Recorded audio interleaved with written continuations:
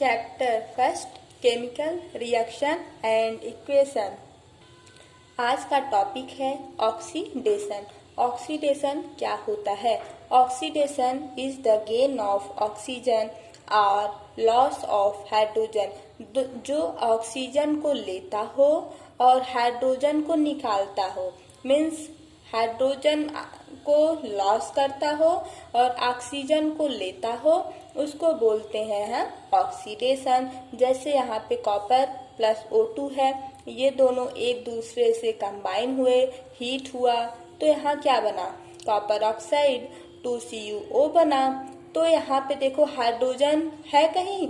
नहीं है, means hydrogen का लॉस हुआ, तो उसको हम बोलते हैं ऑक्सीडेशन। और यहाँ पे हाइड्रोजन का गेन हुआ, तो इसको बोले ऑक्सीडेशन। अब इसमें आता है when copper is heated a black color appearance. If this CuO is react with hydrogen gas, then again Cu become brown as reverse reaction take place. जब हम ऑक्सीजन को कॉपर के साथ रिएक्ट करवाए तो ब्लैक कलर का हो गया, है ना। फिर जब हम इस कॉपर को ही हाइड्रोजन के साथ यहाँ पे हाइड्रोजन के साथ रिएक्ट करवाते हैं तो वो ब्राउन कलर का हो जाता है, ठीक है।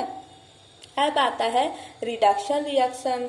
रिडक्शन क्या होता है? इसमें जो होता है देखो, reduction is the loss of oxygen और गेन ऑफ हाइड्रोजन। इसमें हाइड्रोजन का मात्रा बढ़ता है, हाइड्रोजन इसमें आता है और ऑक्सीजन इसमें निकलता है, मीन्स लॉस होता है। हाइड्रोजन का गेन होता है और ऑक्सीजन का लॉस होता है, उसको हम बोलते हैं रिडक्शन।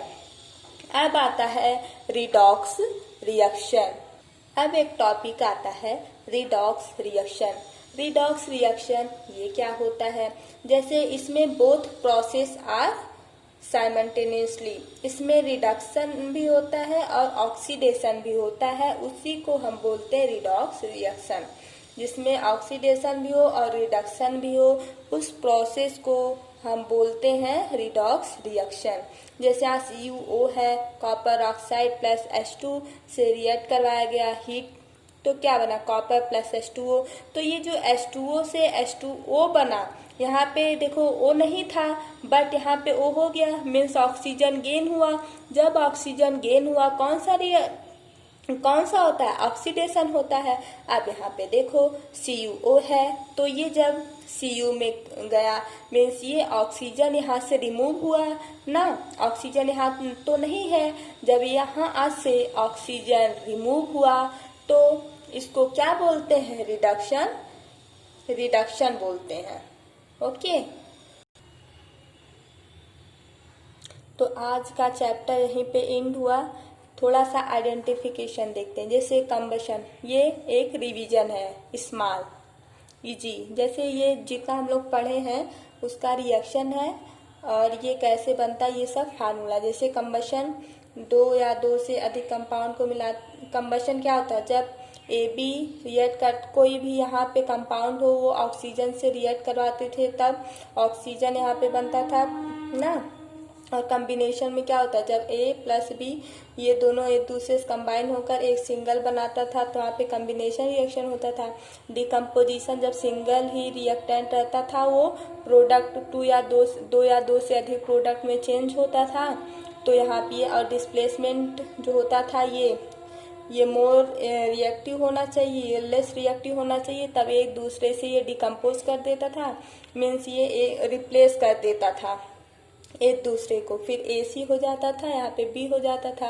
अब डबल डिस्प्लेसमेंट में क्या होता था? AB प्लस CD रहता था, तो ये AD हो जाता था और BC हो जाता था। यहाँ पे ये मोर रिएक्टिव होना चाहिए, ये लेस रिएक्टिव, तब एक दूसरे को ये रिप्लेस करेगा, है ना। समझ में आया? ये छोटा सा सॉल्ट है जो कि इम्पोर्टेंट है, ये सब इम्पोर्टेंट है।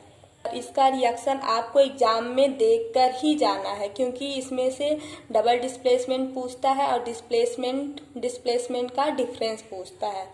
Thank you. तो आज का चैप्टर आज यहीं पर ख़त्म होता है। नेक्स्ट डे हम मेटल्स एंड नॉन मेटल्स आपको पढ़ाएंगे।